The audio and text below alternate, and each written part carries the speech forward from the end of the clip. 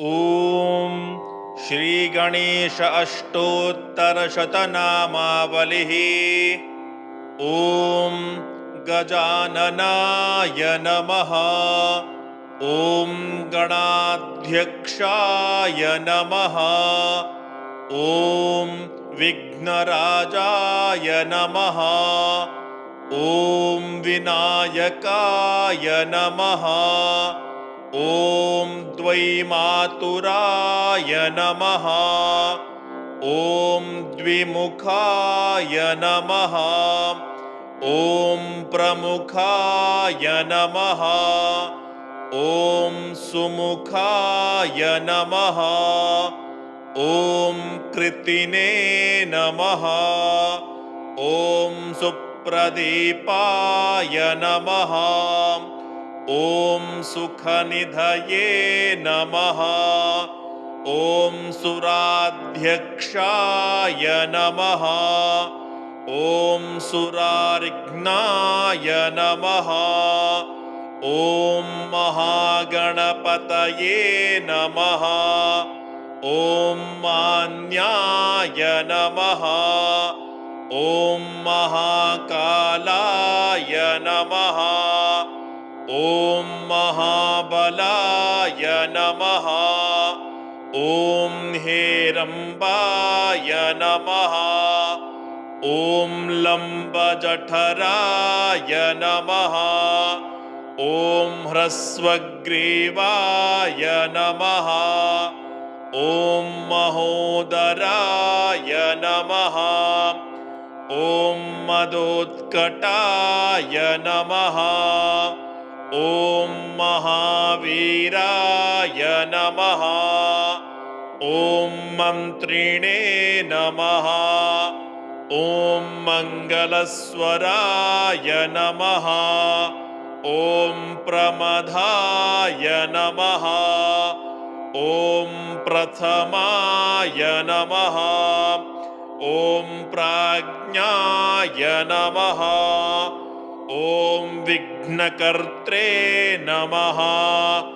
ॐ विघ्नहर्त्रे नमः। ॐ विश्वनेत्रे नमः।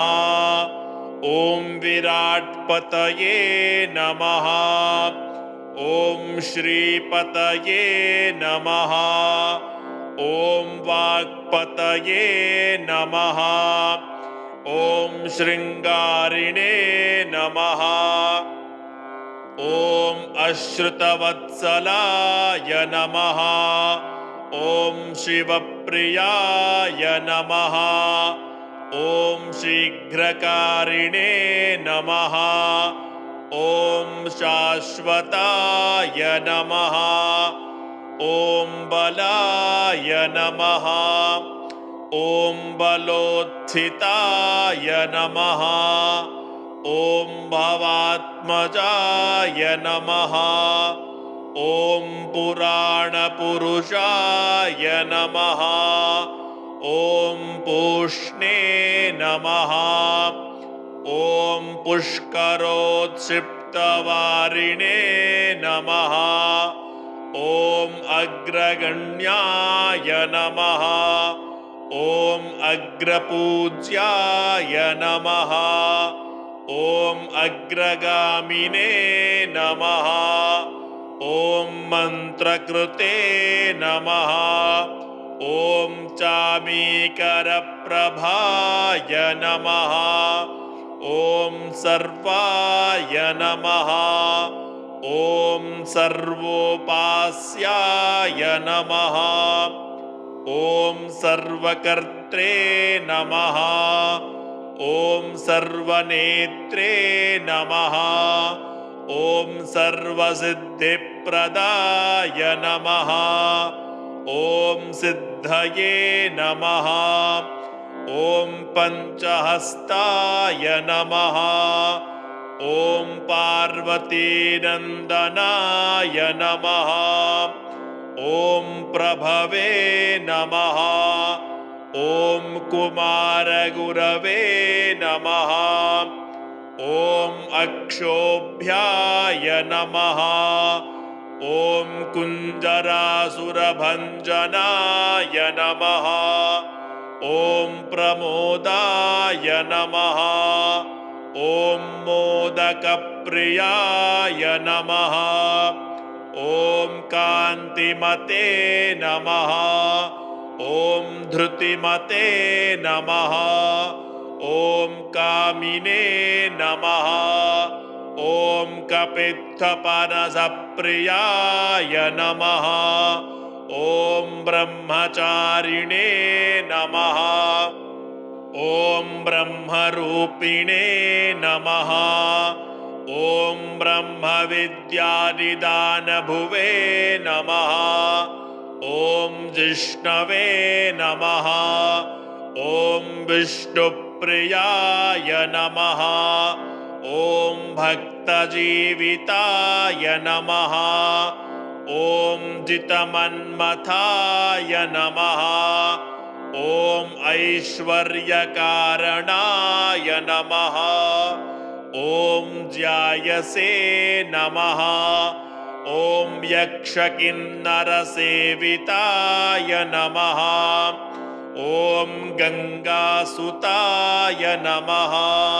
ॐ गणाधीशाय नमः। ॐ गम्भीरनिनदाय नमः।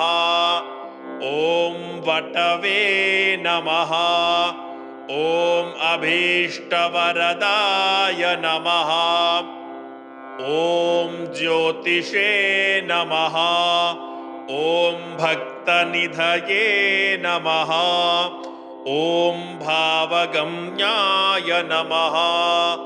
ॐ मङ्गलप्रदाय नमः।